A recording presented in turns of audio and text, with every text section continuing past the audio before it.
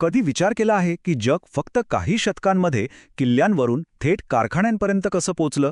म्हणजे हा काही लहानसहान बदल नाहीये, हा एक प्रचंड मोठा बदल आहे. चला तर मग या मोठ्या बदलाची, ज्याला आपण द ग्रेट अनलॉक म्हणूया, त्याची कहाणी समजून घेऊया.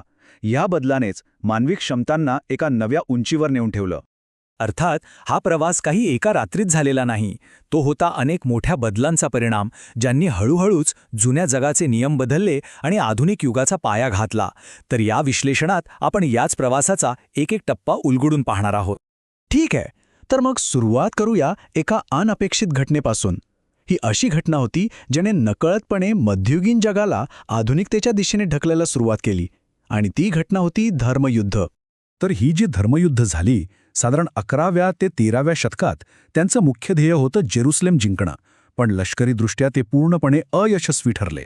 गंमत म्हणजे त्याचे जे अनपेक्षित परिणाम झाले ना, ते खूपच मोठे होते. झालं असं की या मोहिमांसाठी पैसा उभा करायला अनेक सरदारांना त्यांच्या जमिनी विकाव्या लागल्या.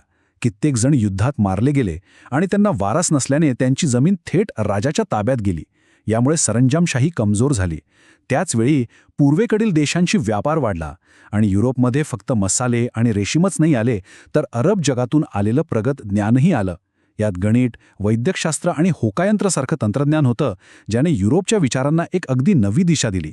धर्मयुद्धांनी जुन्या व्यवस्थेला तडे तर दिले होते, पण खरा बदल झाला तो वैचारिक पातळीवर.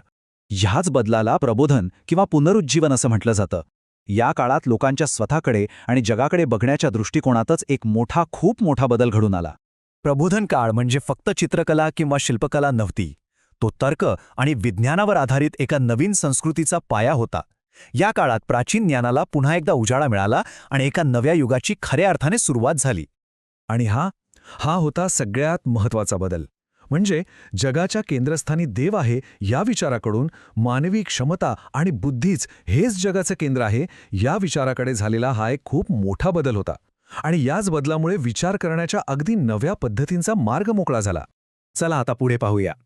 मानवतावादाने तर्क आणि बुद्धीला महत्त्व दिलं होतं, बरोबर? मग जेव्हा हाच दृष्टिकोन नैसर्गिक जगाला समजून घेण्यासाठी वापरला गेला, तेव्हा सुरू झाली वैज्ञानिक क्रांती. मध्ययुगात ज्ञान हे प्रयोगांवर अवलंबून नव्हतं, तर ते अवलंबून होतं प्राचीन ग्रंथांवर आणि अधिकारावर.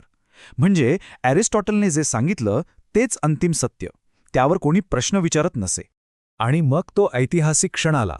असं म्हणतात की गॅलिलिओने पिसाच्या झुकत्या मनोऱ्यावरून प्रयोग करून हे दाखवून दिलं की ॲरिस्टॉटलचं म्हणणं चुकीचं होतं.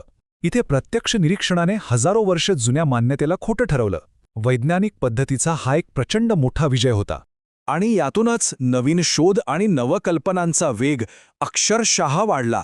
गुटेनबर्गच्या छपाई यंत्रामुळे कोपर्निकस आणि गॅलिलिओसारख्या शास्त्रज्ञांचे विचार खूप वेगाने लोकांपर्यंत पोहोचू लागले.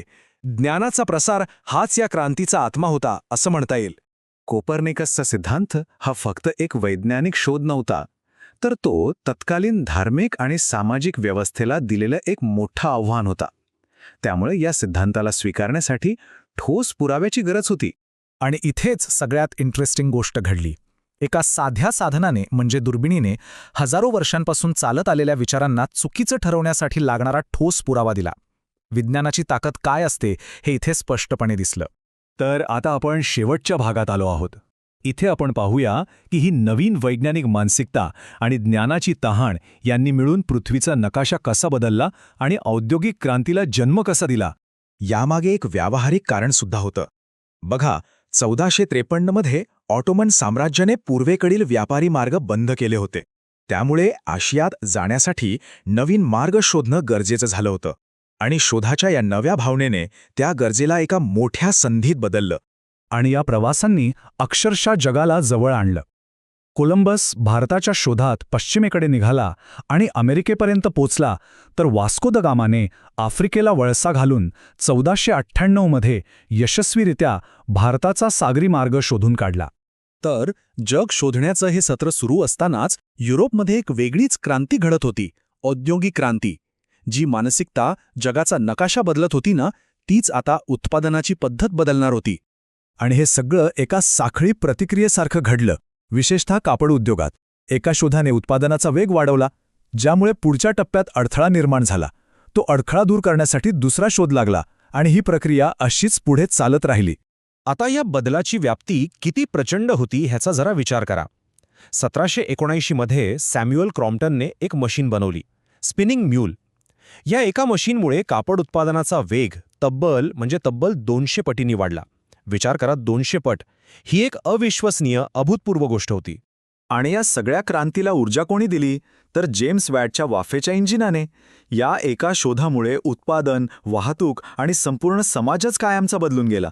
आता कारखान्यांना नदीकिनारी असण्याची गरज उरली नाही आणि रेल्वेने तर जग अधिकच जवळ आणलं. तर या सगळ्या ऐतिहासिक बदलांनी मिळून आपलं आजचं आधुनिक जग घडवलं आहे. पण हा प्रवास इथेच थांबलेला नाहीये. या सर्व घडामोडींवरून एक विचार नक्कीच मनात येतो की मानवी इतिहासातील पुढचा सर्वात मोठा बदल, पुढचा ग्रेट अनलॉक कोणता असेल आणि तो कसा दिसेल.